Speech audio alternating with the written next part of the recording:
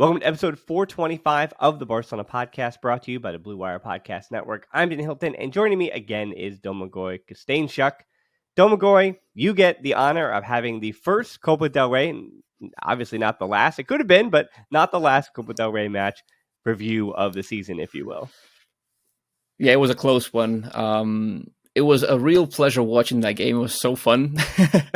But I don't think that many fans will leave that game happy, I guess. Not the play or the players, yeah, or Xavi for that matter. Yeah, I felt like in my 5 headlines yesterday, I was a bit more negative than I could have been at the start. I wanted to kind of set the stage, and we'll go over some of that stuff and what made me so bummed out. But by and large, now that I've had a sleep on it and we're the next day, making through, not falling to the sword of the magic of the cup to any other team in a lower division, it's a good thing where this match months from now will largely be forgotten, right? It's like when something goes wrong, just as long as the final result is fine, put your head down, get through the news cycle, and then continue on, right? That's what happened with Espanyol, the 1-1 draw. And then with this one, they survived, they advanced, and when it comes to the cup, that's all that matters, because the only thing standing between you and the Copa del Rey is now 4 more matches. So I thought today what we do to have a little bit of fun here is our kind of fun, is to have an edition of La Bolsa, bringing it all the way back to our 2017 roots. Intercity being also founded in 2017, I felt emboldened to say what was old is now new again in the last 5 years. So we're going to play a little bit of Bolsa, which for those uninitiated means going almost player by player or idea by idea and giving a stock up or stock down, right? And it could be stock neutral as well, where the stock hasn't moved at all. But I feel like for most players, it went up or went down with this one, because I think the big idea, Domagoj, was that leading into this match against Intercity, because of that starting 11 that we saw, because of the lack of no Barça Athletic or Juvenil A players even making the bench, so no Chadi Riyad, no Marc Casado, no Lamine Yamal, with the exception of Pablo Torre, pretty much everybody is players that should kind of be in the squad, should be in the regular rotation, and there's an argument being made for Pablo Torre as well. So almost going player by player, we could say that pretty much everybody in that match had something to prove. I think with the very exception of Koundé and Gabi, but everybody else had something. Yeah, exactly. I would agree. It's just there were a lot of players French players who had to take this opportunity and kind of make a case for themselves, namely Memphis or Kessie. I think those two players are the ones that I would kind of highlight in this conversation, because they don't get that many chances. And when they do, more often than not, they kind of fall flat. And this game in particular, against a lower division team, they just had to perform. I understand that this is a cup game, and I feel these cup games are always difficult and always will be difficult. The context is hugely important here. Of course, we look like a team that was kind of going through the motions at times, while Intercity were a team that were playing the biggest game of their careers. It felt that way, and that matters too. I mean, we cannot really say it didn't really affect our performances, because it did. But at the end of the day, we've got only ourselves to blame for how close that result actually was.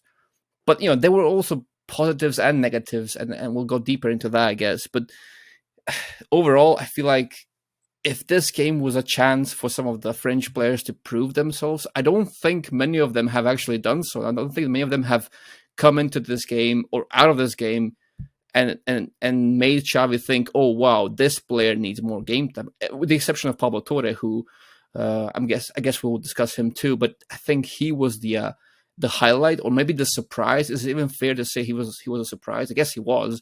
But we always knew that he kind of had that quality, that all he needed was a stage to perform, and he did so. But some of the more experienced players, some of the players that needed to do exactly that, they failed to do it, and that's my biggest concern. In addition to the negatives of this game being largely the known issues, so the issues that have troubled us in the past, they've crept up again this last night. I mean. So that's my issue with Xavi, that we're seeing the same issues all over again. And is that a sign that Xavi doesn't understand how to solve them, or is it just the inability to solve them? Is it the unwillingness to solve it, or is it just that he doesn't see it as an issue? And all of those scenarios are equally bad, I feel like, and that's the big thing here. I mean, I think one of my big concerns other than actually what happened on the pitch, was the stakes of this match or the expectations. Because usually I like to give credit to the opponent. I say, hey, this is a hard place to play, or this is a team coming in good form. But Intercity is none of those things. Again, this is a club that began in 2017, have worked their way up through some of the lower levels, but they're 16th out of 20 is placed in the third division, in the same group in the Primera division as Barca Athletic. So it's not like they were coming into great form. And even the players that shone out in Aaron, the center forward, when they were playing that 5-4-1 in the first half, Aaron has one league goal this season. And even, I'm happy for the academy player. He was there for 2 seasons in Oriol Soldevila, got the goals, all 3 of them, the hat trick. He had one league goal coming in as well, right? He now has 4 Copa del Rey goals, and 3 of those came against Barcelona. Again, 3 of them came in the biggest match of his career, which is unbelievable. Unbelievable. And that is a career-defining game for Soldevilla. I'm happy for him. And again, who knows what that one game galvanizes him to potentially do in his career, being 21 years old. And so while I'm happy for him and those kind of things, if they had lost this match historically, it would have arguably been the worst match. It would have been arguably one of the more embarrassing results in even club history. Looking back to it, CF Intercity are the first team from a third tier to score 3 goals in a single Copa del Rey game against FC Barcelona since Novelda did it in September of 2002. That match was a 3-2 loss. So you're talking 20 years since a result could have been that bad if, let's say when it's 2-2, it's Intercity to get the 3-2 and Barca don't respond. Or let's say in extra time it was Intercity who got the 4-3. It would have been obviously 4 goals and would have made new history. So I think for Barcelona, they did dodge a bit of a narrative bullet because, again, that would have been one of the most embarrassing losses on paper in club history. Now, what we do know is that, as you said, the cup is the cup. It's always going to be difficult. And when Barca are going through the motions like that, I think where we start with this La Bolsa, let's start with the forwards, and we'll kind of clump these groups together, then we'll move to the bench after we do the starters. So between Dembele and trying to get rid of some of the bad mojo after his World Cup ending, and then kind of being poor against Espanyol, there's Ferran Torres, who always has something to prove, you should argue, and then Memphis on the left side / in the middle with those injuries, and then some reports coming out that he's not too happy with his lack of playing time. And yet, while he would love to probably find a new place to play in January, the club, which we'll get into in a second, are not going to let him do so. So for Dembele, Ferran Torres, and Memphis, I don't know, Domagoj, am I wrong to say that all of them had their stock go down? Not a lot, but I think each of them had shared a little bit of that blame, and I think their stock, all 3, went down just a little bit after that match. I would agree, especially with Memphis and Ferran. Neither of them have done anything of note in that game in particular, I think. Dembele, yes, maybe there's an argument where you can actually say that his stock went down as well. But this is largely what we're used to seeing from Dembele. He does something brilliant and then he does something dumb. He's frustrating, but he's also frustratingly brilliant at the same time. It's kind of a conundrum in that way. So I would say that this is what we've come to expect. But at the same time, how long can we keep saying that? I mean, how long does he get that leisure of being that frustrating player? When does he become the player that's consistently brilliant, not frustratingly brilliant? So I would say that with him, I'm not sure. Maybe his stock has fallen down a little bit, but I'm more looking at Memphis and Ferran. Ferran is kind of, I love Ferran. I love what he brings. I love the profile. He is the needed profile, and Xavi knows that he needs that kind of a player in his squad. But at the same time, how long are we going to wait for him to be the player that we need him to be? I mean, not just the profile that we need, but also he has to fulfill that profile, that role. He has to not just be the idea of a player, but he has to be that player. He has to personify that on the pitch. That's what I'm looking for in Ferran Torres. Memphis, I don't know. He is currently, his stocks are dropping, even though he's a player that can be useful and should be used more than he has been used. But I don't think that he should be used as a striker at all. He has a lot of qualities, and some of those qualities are kind of translatable to the striker role. But, such as his back to goal play, link up with midfield, and good ball striking. All those things help him be this flexible profile that can be used down the middle and on the left. And he's also a decent outlet when he wants to be. But the angles are completely different when he's a center forward. The space is different. The marking is different. Everything is different. And the pie works best when he can either beat the marker and towards the middle and run into space, cut on the wrist, or cut on his right foot, and then either combine with the center forward or kind of shoot from that position. And that inverted left wing position, I feel like this is where he's best, and that suits both our needs as a club and his preferences as a player. So you have Balde or Alba to provide width and even distribute from the deep, and Memphis kind of in that half space. So that angle when he's bearing down from the left, down the channels, that's where we should use him. And of course, context is also kind of critical here, because when is he used? In what games? How is he used? With which players is he partnered with? All of those things are context, and oftentimes that context kind of goes against him. I feel he's in that regard. I compared him to Griezmann or Coutinho, where he didn't have the lows or the highs of those players, but I cannot really say that we also play to Memphis' strengths either. At the moment, he doesn't seem like a player who's actively and relentlessly trying to stay and make it at this club too. So I think that kind of also factors into the whole conversation of how well he performs. Yeah, it was interesting to see that Xavi kind of threw that experiment of having Ferran Torres on the left wing and Memphis in the center. That lasted, 13 and a half minutes, something like that. And it was already a dead experiment, because I think I agree with you that Memphis makes most sense on the left wing. And we've seen the best of Ferran Torres this year, even though we've seen the most of him on the wing. We've seen the best of him down the middle. And basically as a backup striker to Lewandowski, as there is no replacement for Lewandowski. And a reminder, too, that both Lewandowski and Pedri got a rest for this match. They weren't even in the squad at all. But the disappointing part is, because no matter who else was going to be the forwards, like of the other combination of the other 5 of them, other than Lewandowski, you're going to be left after this kind of result saying, yes, Barca scored 4 goals without Lewandowski, but it did seem just structurally when they were up 1-0 that with Lewandowski, maybe they get a second goal instead of allowing the 1-1 and then the 2-2 and then 3-3.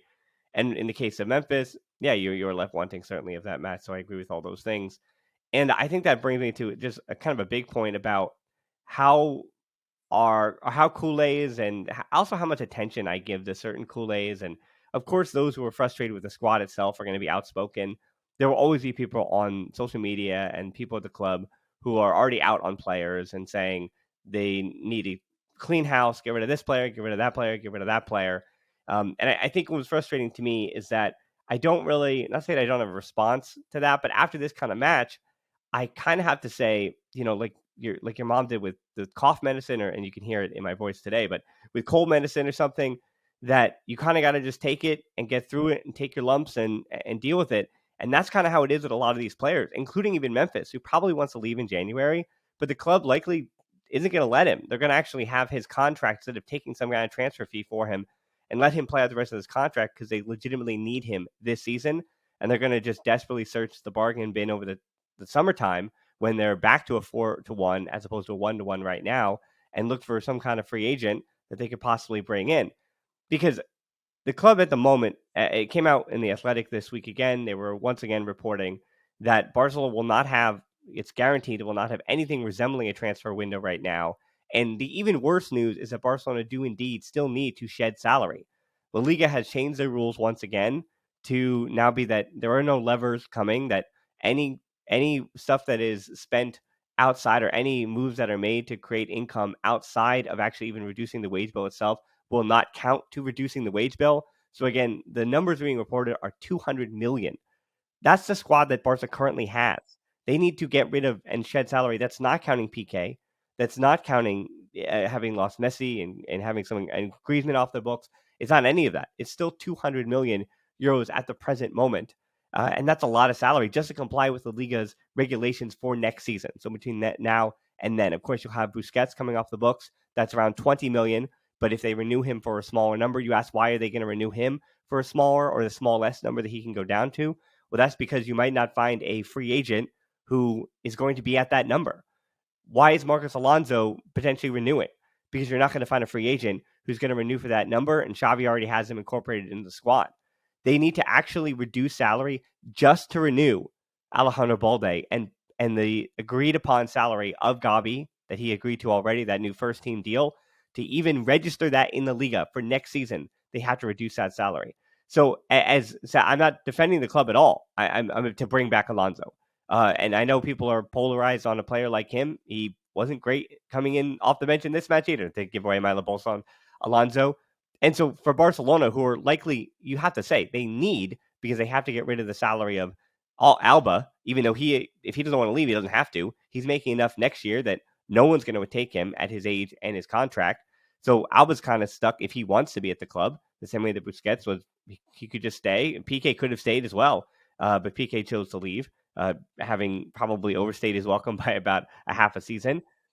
But yet, with all of those things that Barcelona needs to do, again, renewing the young players is a whole thing that's going to be their focus, even more so than bringing in new players. So they're incorporating the players they already have in the squad, and that's why Xavi also says in the media, I like the squad that I currently have. Again, I'm not defending the club. I'm saying that's what the club is currently dealing with, and that's what Kool-Aid are currently dealing with. So I think this is me kind of saying this as being almost at a breaking point, that, not to throw up or to give away too many other answers here, but I watched a performance like Bellerin yesterday, and I go, of course not. Like, the club needs 3 fullbacks. They legitimately need 3 fullbacks, plus again another defensive midfielder of some kind, and of course a winger would be useful, because something of Rafinha or Dembele and Ferran Torres and the state that he's in, you have 4 guys that you really don't know what you're getting from. And it'd be really helpful to have 2 players up top that you really know that you're getting exactly this every match. Lewandowski plus something else, right? But now you're seeing that the Lewandowski thing is even more so of a gamble than it was, because Barca failed to reach the next round of the Champions League. And that's another thing that's gone against Laporta. And that's what it was. I defended it at the time because I had said it's a gamble to go with the levers and all this stuff. And I had Mike Crimmins, our financial expert, come on, and we discussed that it wasn't so bad, those levers, and it made a lot of sense. But now that Liga has changed their rules again, and Laporta did gamble on that Champions League money, and the fact that La Liga approved for next season for this season rather, then making the round of 8 in the Champions League and winning La Liga, Barcelona's revenue and income were based on those metrics. And now the fact that Barcelona failed to make those, it's going to make this situation work. That's why the number is 200 million. So I don't know. Domagoj, it's just, for me, I didn't give an answer on the Bolsa. We can move to midfield if you want. But I'm just kind of updating people on, or reminding people, what is a harrowing financial situation for Barca. So while the knee-jerk reaction is get XYZ player out of my club, that's not an argument that Barcelona can deal with right now. The fortunate part is that they're joint leaders of the Liga with the squad that most find to be completely incomplete. And if anything, that shows you that Xavi over the last 22 or 12 months, as I said on the earlier show in the week, that over the last 12 months, Xavi has gained more points in the Liga than any other team, more than Real Madrid. So in 12 months, Xavi's put Barcelona in a position to potentially win the Liga this season. And I mean, at this point, with 4, and this cup was a reminder as well, whether it's the Copa del Rey, the Spanish Super Cup in the next 2 weeks or 3 weeks, or La Liga or the Europa League, Xavi has to win a trophy this season. Those are the standards, those are the expectations, and it's a failure if they don't do so, because those failures are biting Barcelona financially, and they're not able to do even the simple things like renew the players who are currently in the squad, not even bring in new blood, because Barcelona already brought in new blood over the summer, and it failed. So there were moments in that game, and why I got so negative, Domagoj, because of me being reminded of the financial reality that Barcelona are going to be in for at least the next season, and some of the hard choices that are still coming to keep the squad they have intact. So when this squad underwhelms like that, and when it was 2-2 and it was 3-3, and I'm saying, oh, Barcelona are going to make really, really bad history here, of course, it's a code red. All the alarm bells are ringing, because I mean, what else do I offer up to Kool-Aids, right? I mean, because again, the hate I get from the outside world that Barcelona deserve to be in the position they're in, I have no response to those Kool-Aids who are saying they need to clean house and blow it all up, because these are the players that Kool-Aids, fortunately, you're going to have to get used to. Or else I don't know what to do with how you're going to watch matches from here on for the next 12 months still. Yeah, I'm not sure how to respond to that. You can move to the midfield if you want. If you want, we NBA and Busquets and Pablo Torre, because I think a response about Busquets is a big part of that. Because with Busquets, that conversation, as you and I You and I, especially more than almost anybody else, talk about Busquets and the big picture Yeah. about Busquets and what all that means. And so I think so let's move to that midfield after that whole rant for me. Give me the Bolsa on Pablo Torre and Kessié and Busquets, because I think for those three in particular, it's a real mixed bag. Right. Let's start with the good one then, Pablo Torre. I think we Yeah, can start with the bad ones. all right. I'm not sure if it's better to start with the good one, then move it onto the bad. Well, I guess so. I guess that's a good plan. Let's just start with Pablo Torre then. Definitely on the rise. I would say, as we alluded to at the start of the show, I think the more he plays, the more his quality actually becomes evident. Yesterday, he was I would say he was among the best players on the pitch. Yes, the opposition has to be taken into account. We keep saying that. But you know what? He is different. He's different because he's very proactive. He's very aggressive on the ball. And the technical level that he showed between the lines is probably something that we've come to expect from our youth players, homegrown or otherwise, doesn't matter. Barca always needs to have such midfielders who are comfortable between the lines. And that's kind of a prerequisite for Barca players. But there are a couple of traits that give Barcelona a different dimension, I would say, when it comes to Pablo Torre. I'm looking at his space awareness in particular here, for example, knowing when to advance, when to drop, when to ask for the ball to feed, when to make a run without even expecting to kind of receive the ball. That is gold to me, because it's especially relevant in Xavi's system, or the system that he's trying to implement, where our eights or our interiors are often those half space penetrators, as I like to call them. It's also one of the mechanisms that's very effective for breaching those low blocks, and this is where we often struggle. So I guess that gives us an edge, a different tool to use, and I value that a lot. So then you have his delivery, his ball striking. I feel like those things are connected, and in theory, he's someone who's willing to thread those risky passes that also can be rewarding, and someone who, alongside Pedri, for example, should be encouraged to shoot more from outside the box. And this is something that we've missed since Ivan Rakitic, even Paulinho, or those guys, where you have someone who can breach the low blocks just through shots outside the box. I feel that's a thing that we have to use more, kind of encourage our players to do more. And overall, I feel like Torre was very involved. His profile is a deep block unlocker. I feel in some way, and for a team like Barca, that's a huge point. And I just want to see more of him in the future. Can he compete with Pedri and Gavi for the first team spot? I don't think so. I don't think that he displaces anyone right now. But as a rotational player who can offer a different dimension, a different partnership, a different tool, I mean, why not? Yeah, I'm with you on Pablo Torre that I think his stock goes up after this match. 19 years old, 276 days. Pablo Torre is the youngest player to be involved in a goal in each of his first two starts for Barcelona in all competitions, goal and assists since at least 2013-14. And that stat in itself is kind of misleading because it came, 4 or 5 months apart. So, yeah, I mean, great that he did that, but he had to wait quite a while. And again, he has to wait. Yeah.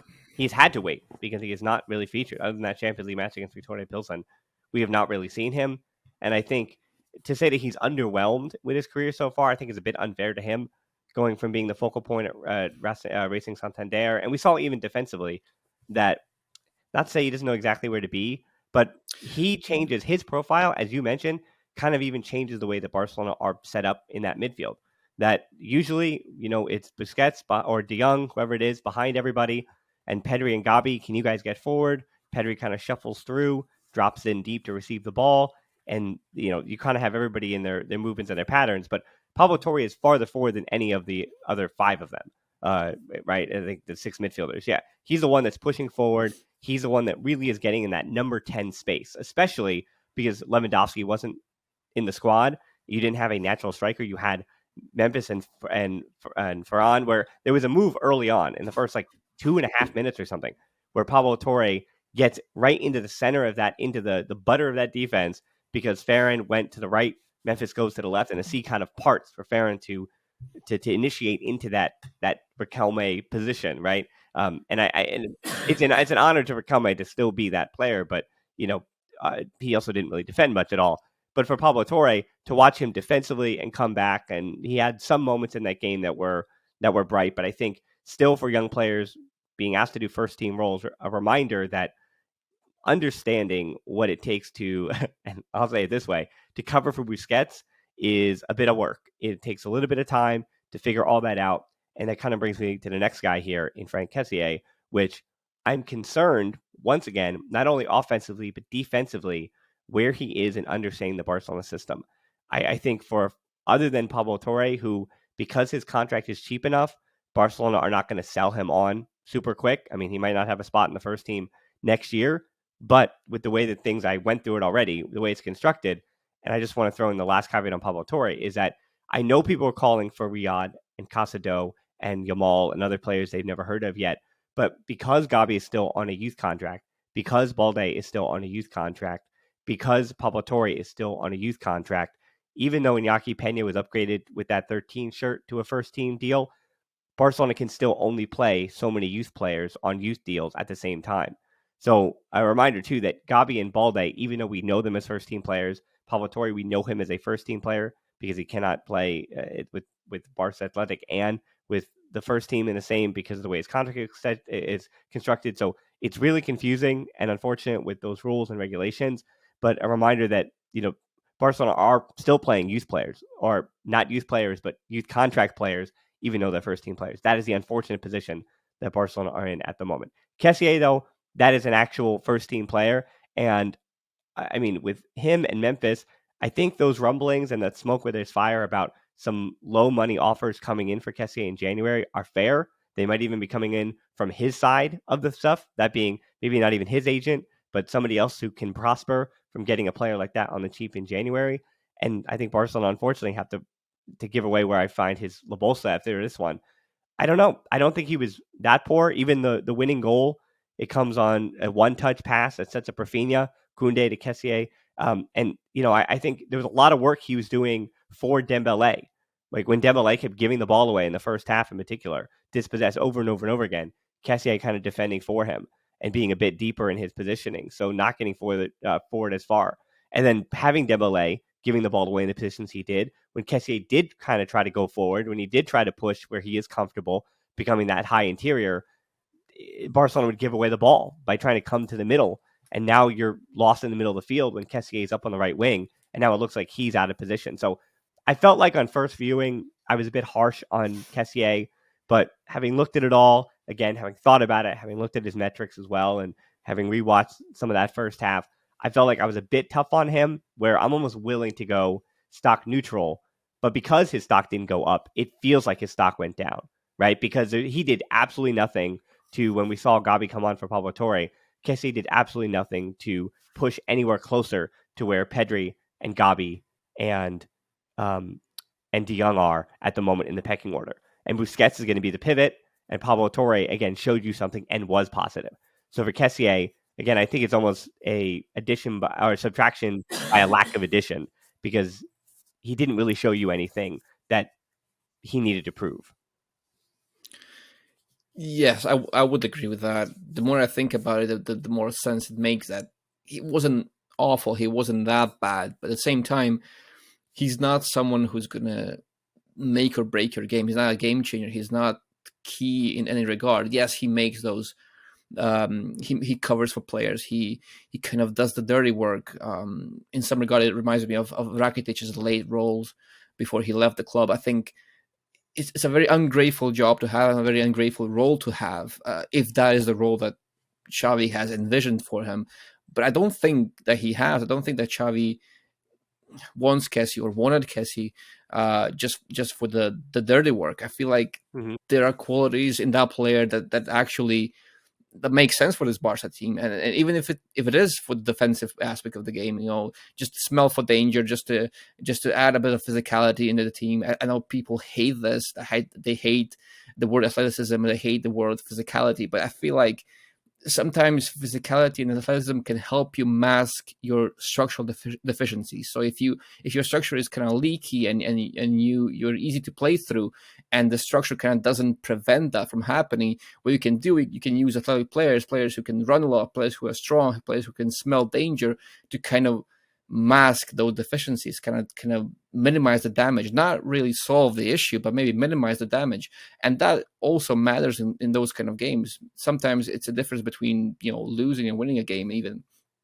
But for Kessie, I think, I don't know. At first, I would say that his stock seems to be decreasing the more he plays, which is the opposite of what people have used to defend him. They kept saying he's a player who doesn't get game time. That's why he's so poor.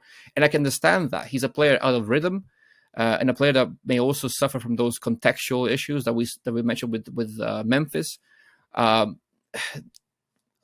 things I'm trying to say is the way we use him, when we use him, with who we use him with, all those things matter. But when a player has heavy touches, when he's ineffective or inefficient in his passing, or his decision making is not really good, I don't think that those things are inherently tied to the role he's playing. It's the basics should always be in place, right?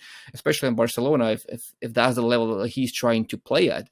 We can talk about optimizing his role. We can talk about optimizing his performances through giving him a specific task that he has to do. But if the basics don't hold up, he won't get more game time. That's the thing. It's as simple as that. Players can win game time either through excellent performances off the bench or in training. If you're a rotational player, a fringe player, you can do those two things to kind of convince the coach that you warrant more game time. But if he's not getting game time regularly, that means he's not done enough to kind of earn that game time. And sadly, games like yesterday, I don't think that game has made Xavi think, Kessie needs to play more because he was so instrumental in our win. Yes, he did some good things. He was tidy in covering up for Dembele, as you said. Those things are true, and I feel like there is some sort of utility in that player, in the role that he plays. But at the same time, in which situation would you actually say that, we're going to play Kessie ahead of Gavi, for example, or ahead of Pedri? I can't even imagine that. Even with Busquets and De Jong, there's not really an argument of putting, to put Kessie ahead of anyone in that midfield. Well, he's not and if he's a pivot, so it's like, is it positionally? Like, I know it's a midfield, but Kessie doesn't play the same position as exactly what being asked to do. Yeah, I know. So I feel like every role that you can think of at the moment, maybe a double pivot could, in theory, on paper, it could suit him if he's to play with De Jong, for example. Maybe you can pair those two players up, and then somehow you can manage. Although at the same time, I would say that Kessie and De Jong are kind of too similar what they want to do. They're both kind of box to box. They both want to start deep, end up high. So you have two very vertical sixes to play together. That also doesn't really tick all my boxes personally. I would like one player to be more horizontal, one more vertical. That's the ideal partnership that you want in a double pivot. So I don't really see any scenario in which Kessie is the ideal pick, where he's the one that where you just go, this is where we need him ahead of everyone else. And that's the problem. That's why he's not really getting game time, because he's not a solution to any of our problems, I would say. Well, maybe in some regard when it comes to those defensive lapses and covering and smelling for danger and all those things, which Barca lack. They do lack that. They are very leaky. They don't cover well. They're not really sure who to mark, how to move defensively sometimes. And maybe Kessie can offer some of that. But I'm not sure if he's at that level, if he's that good to be thrown into the fire ahead of anyone in particular. That's kind of my issue with him. Well, yeah, I mean, I think what's interesting with that midfield in Kessie and Busquets, and I actually heard some people make this argument, which was, I think, the wrong argument, that to say that Barcelona gave up 3 goals as if it was Busquets or Kessier's fault. Like, you just have to look at the goals that were scored, and you realize that almost nothing goes on those two. The first goal was scored, Araujo and Koundé both going for it. It goes over both their heads, which should not happen for both those two. The ball goes back across goal after that. They had the header that went over their head. And then Soldevilla finishes against Ferran Torres. Ferran Torres lost him at the back post. Then the crowd gets behind him. And for the 2-2, it was a glancing header. Bellerin got it completely wrong on a throw-in. Like, I don't know how he did that, but he completely, not to give away my Bolsa for Bellerin, but here you go, I give it away on this one here. that he completely plays a throw-in wrong. He like stepped two instead of like he was in this no man's land, and it wasn't even like it was a quick throw-in. Then he tries to slide into it to try to get the first initial block off. Then when it goes back out to the player, it gives him time to get off the cross, like way too much time to get off the cross, doesn't get out to him. And then Alba, of course, in typical Alba fashion, was late to come across to defend at the back post. And it's a good header win, but way too easy on the second goal. Then the third goal, it basically comes in transition, but it's Alonso that was just dispossessed, like cannot give away the ball in that circumstance.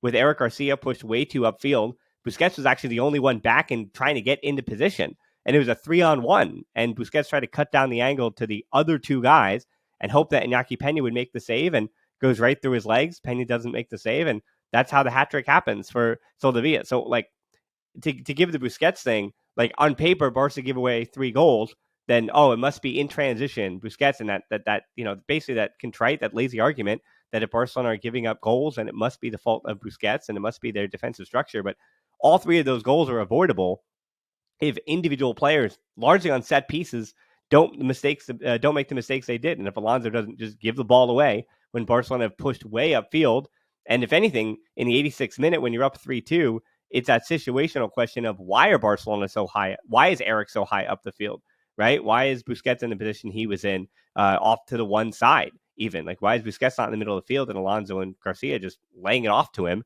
and Barcelona just keeping their rest defense? Like, why was their rest defense so funky? With their legs tired as well, like Intercity's was? Like, Barcelona won this game because Intercity, they lost their legs. Barcelona wore them down, and in that extra time, only one team was going to win, and Intercity needed to get to PKs, and they didn't. But Barcelona, you could argue in the latter half of the second half that, can a player like Busquets, maybe his legs were getting tired, because at his age, it's totally reasonable that he would get tired after pushing in a game like that got a little bit too up and down for the way Barca wanted. So for Busquets, I'll let you answer then, because I want to move to the defense as well and kind of pick up the pace here. For Busquets, on paper, people want to say that, Barca gave up 3 goals, his Bolsa would have gone down. I think it's completely neutral, because he did nothing yesterday that told me that he should be starting over De Jong at this point, especially with De Jong, if he's going to be part of this long-term project still, and Barcelona can't get rid of him, even though they would love to shed his salary in January and beyond. If De Jong is part of this squad moving forward and the club is recommitted to him, then Busquets has got to lose his starting spot. Like, it's it. Like, it's De Jong, it's Pedri, it's Gavi moving forward, and those 3 have got to figure it out. They've got to figure out how to get one of them into the box sometimes. They have to figure out how to find that final ball, how to not even pick up the assists, but how to be more clinical in the final third. All 3 of them. De Jong has to recapture what he has done for Barca in the past, maybe not just the goals, but the assists as well. So for me, I think Busquets is just a completely neutral La Bolsa, because I don't think he proved that, it has to be him instead of De Jong structurally. But in the same regard, I don't think any of it gets put on Busquets and gets blamed on Busquets. I think Barca largely controlled that match. They did, especially the first half. They controlled that match, and they controlled the match when Busquets is on the field. So he kind of did the job he was asked. So you can add to Busquets in a second, but as far as the back line, to me, I just going across, so then let's hear from you as well. For me, Albert's neutral as well. Same thing. Did Alba take the spot from Balde? Absolutely not. We know he can deliver probably the best final ball on the team, but also Alba had the moment, and he's going to have a moment, and this is what happened to Jordi Alba. And then Bellerin on the other side, I mean, he's the 4th right back. So I guess maybe it was neutral, but obviously it's down, because he's a natural right back. So you'd have to say, hey, Roberto, hey, Bellerin, can you please take those right back minutes from Koundé, who should be a center back, and from Balde, who should be playing as a left back? And Bellerin did nothing to have me say that Koundé should not be starting at right back over him, that Roberto shouldn't be the starter over him, and that Balde, as a converted right back, probably isn't just as good of an option playing with his opposite foot than Bellerin. So to me, the stock for Bellerin is down in that instance. Alonso coming off the bench, his stock was down too, because he makes a terrible mistake. And then for Koundé, I thought he was the player of the match, arguably. I think if Araujo plays 90 minutes, it's him. But I thought Koundé was just really the only Barcelona player that looked like, this guy is not only walking through this match, but he is clearly, talent-wise, I mean, defensively, he played left center back, right back, wherever he was asked to be. He stepped when he needed to. He was risky but safe. Passing was what it needed to be. Building up on the right side with Dembele, protecting Dembele. I thought Koundé was just solid the entire match, with the exception of him and Araujo jumping at the same time on that first goal.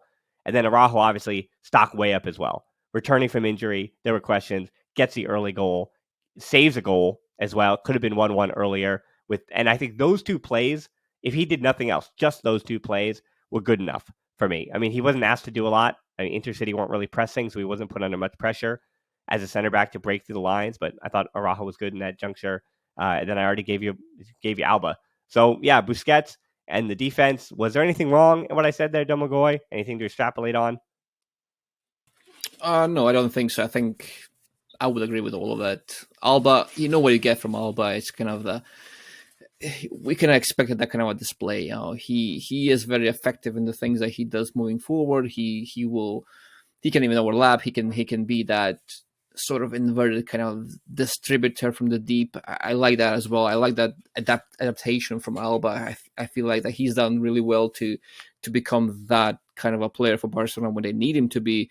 But as I've said, at one point Alba is going to do an Alba, and he will something will happen that will kind of mark the game in a bad way. And I feel like people are really getting fed up with that aspect of his game. And I think that he's a very underrated defender too. I think that there is a player in there that can defend and knows how to defend, but at the same time, there's a player in there who's always going to have that one moment in him that's sadly going to give the opposition something to latch onto. And the same can be said for Eddie Garcia, for example. I feel like he's a very good player that simply has that one big mistake in him every single game, and I feel like that's bogging him down at the moment very much so. On Busquets, I agree as well. He's done nothing wrong yesterday, but at the same time, he's done nothing to really make us reconsider the future and what lies ahead. I feel like the more he plays in that position, number 6, the more he gets used to it, he looks like a player that we can actually count on. Is he the finished product that he can just slot into that position? I don't think so. There will be kinks still along the way, but I feel like going with De Jong at this point is a much less risky decision than it is to kind of force Busquets to be that player for us when he cannot really be that anymore. So I feel like his Busquets stock, yes, it remains the same. Didn't do anything wrong.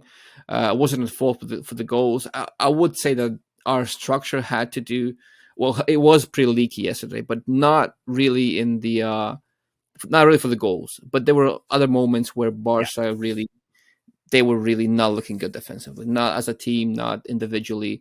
So a lot of those mistakes and goals can be put down to individual lack of concentration, let's put it that way, or just not being sure what to do or how to react. So there's a lot to talk about individually, but at the same time, Barca have shown that they're still a team that's defensively not exactly a great collective. But yes, in general, Busquets stay the same. Araujo and Koundé, I agree, absolutely brilliant, and that just goes to show you that we need a right back who's good enough that will enable Koundé to play center back. That's the thing now Barca need to do. They need to find someone who's good enough to take that spot from Koundé, or at least the right profile who can take that spot from Koundé, just so that we can play him as center back. Because Araujo and Koundé as a center back partnership, they're not really perfect, because Araujo has his flaws. Koundé is more of a complete player, I would say, at this point. But they, as a partnership, as a duo, I think they worked really well, and they've been the ones that saved Barcelona on multiple occasions, both of them. Koundé intercepting some crucial passes and transitions, Araujo preventing a clear goal. It's a good thing to have. It makes me so happy to see that we have such promising center backs in the back line, and they're also kind of the very dangerous moving forward too, because Koundé has the delivery, Araujo is good in the box, in the air, and Koundé is also good in the air despite his height. So there's a lot to like in that center back duo, and I feel like that's a very, very big positive to take away from this game. And they need more minutes as a duo, and this game gave us exactly that. It gave us a taste of what can come in the future, and I feel like we need to build on that. But in order to build on that, we need a right back who will just let Koundé play center back. That's a big thing now. Yeah, and yeah, I mean, isn't that yeah. the problem, right? That the way that this squad is structured, and we saw that you got that feeling with Koundé and Araujo when they both were playing together again and came back yesterday to the squad that this team, when you're talking about big goals and really achieving something, Xavi is going to have to get as much as he possibly can, basically out of players 9 through 17 in the squad, because 1 through 8, when healthy on their day, I mean, there was something very solid. Like the spine for Barcelona can get things done, even going to Iñaki Peña, who for me, he's the last one to mention, goes back to his hometown of Alicante, trying to show out, and he winds up having that amazing save in the 84th minute. But then it almost gets completely neutral. Well, it gets completely neutralized because on the other side, Campos denies Rafinha on an even better save, and then the next minute, coming down Intercity, Soldevilla gets the 3-3, right? So it's like Iñaki Peña, for me, I think it's completely neutral because he made 2 huge saves in the game, and yet he also gets beat on a shot, especially the third one that he should have stopped. That should have been the game there. It should have ended 3-2, but he winds up getting beat through the legs. And so for him, he looked like a backup goalkeeper that might get more Copa del Rey stuff. He'll get the first round of the Spanish Super Cup, but based on the money there, based on where they are, based on the expectations for the Spanish Super Cup, as much as I don't care about the competition, it's likely to be Ter Stegen that's going to have to start those matches, and I think he can handle that. But going through the bench now here, I already mentioned Alonso. To me, obviously, third goal's basically, 85% his fault. So stock down for me on that. Then you have Rafinha, Eric Garcia, Alejandro Balde, and Gabi. I think for all of them and where they sit in the squad, it was basically a neutral. If Gabi went up just a little bit, because I think Gabi's fight and his desire, which we know he provides, I think were really helpful to that midfield. Not saying that Pablo Torre wasn't providing that. I think, if anything, based on the performance, that Pablo Torre should have stayed in the game and that Gabi should have come in for Kessié. But remember, Pablo Torre was also returning from a bit of an injury. He had an injury bug throughout most of the international break through the World Cup, so he wasn't fully fit in the way that Kessié should have been ready for those minutes because he's just been training for the last 6 months or whatever. But he was fully healthy for a while. Again, Eric Garcia, neutral for me. He winds up having a little bit of a howler play, but it comes on the wing. He gets back in position. If you remember, it doesn't lead to anything. Fortunately for him, Rafinha, neutral for me as well. Could have been the game winner. Definitely came in with energy. If anything, Rafinha went up a little bit because he basically gave you the same thing that Dembele did. Actually, he did, but he did it in shorter minutes. He provided a goal just like Dembele did. Winds up being a FIFA goal, wide open at the back post. And then obviously, I'm culminating in Ansu Fati here. And Ansu, I mean, this one's a no-brainer. Domagoj, go ahead. I think that Ansu Fati is the big news. It's not really. We need a bigger sample for this. I think I want to see Ansu kind of doing what we know that he can do on a bigger sample, just doing it regularly, kind of getting back into the groove. But this is huge for him as well because we keep saying that a lot of his issues are just psychological. It's just he has this blockade and he's not really the player that he used to be. And I feel like maybe physically as well, he's still kind of finding that speed of thought, speed of reaction. I don't know, those little details that kind of made him such a clinical and such an incredible youngster. I feel like those things are still missing. But once he gets his head straight and it kind of gets that confidence back, and he can go into challenges fully, not really worrying or not really being this suppressed version of himself. I feel like that's when we hopefully will see his old self return, but his stock definitely goes up. And with the goal, I feel like his instincts are still there. He still has that smell for goal. He knows how to move, when to move. He knows how his teammates move. He understands the Barcelona system, and that's huge for a forward because people look at Dembele and they go like, well, he has the technical qualities, he has the physical qualities, he has the potential, but he's not really a Barcelona player. Even after all those years, and even after all those moments of brilliance, people are still doubting if Dembele has that cursed Barca DNA. Whereas with Ansu, it's kind of more straightforward. I feel like if there was such a thing as Barca DNA, I think Ansu would definitely have more of it than Dembele, for example. It's just that he's not himself just yet, and hopefully this game pushes him closer to that point when he's back. But I feel like we also have to accept that there is a possibility that moment might never come, that he might never be the player that he was destined to become, and that's also, I want to say it's fine. It's not fine for us, not fine for him, but at the same time, it's understandable because such a young player going through so much physically and mentally. It takes a toll. It takes a toll on a human being, and I feel like Ansu is no different. He's not immune to all those things. So there is a reality in which he never really recovers that brilliant self, and we have to accept that too. With Alonso, yeah, I don't think I have to add much. He was a very, I don't know, weird acquisition, very weird wish by Xavi. I don't think that I guess the price was right, and Xavi just kind of pulled the plug and brought him in. I think he has his qualities. He can be useful at times, but also he's not really a solution to anything that we need at the moment. Who else? De Jong, he didn't play. Who am I missing? I'm missing someone. Balde. Yeah. Well, yeah. I don't think much changes with Balde. We know that he is definitely ahead of anyone in his position, and I feel like that didn't change last night. Not much has happened. Rafinha, Rafinha. Well, it has a lot to do with game state as well, because Dembele plays most of the game and Rafinha comes in fresh, and the opponents are kind of tired, and all that matters. But I feel like Rafinha his stock has gone up, because whenever he's on the pitch, something happens. And don't get me wrong, the same is true for Dembele. He also makes things happen, but I feel like Dembele is at times, he is more brilliant than Rafinha, but he's also more frustrating at times. So there's always that drawback. You have to balance it out. Balance it out somehow, and it's a risk that you take with Dembele. He's either going to completely break the game and tilt it in your favor, or he's going to be frustrating all night and making wrong decisions. It's just how he is, and that's the thing with him, and always has been. I think is that everyone know. Yeah, I'd say so. Yeah, I mean, I think as you said, I think that perfectly sums up Dembele and Rafinha in that debate on when they start, who starts, because the highs for Dembele are higher, the lows are lower, and Rafinha, the expectation is somewhere right in the middle every time. And I think again, those coming in with expectations that Rafinha was going to be some world beater. I kind of, when I spoke to Oscar from the Leeds United fan and Kule himself, that Rafinha, goal scoring wise, yes, he was the man for Leeds United, but he was the man for a tough relegation fighting Leeds United side.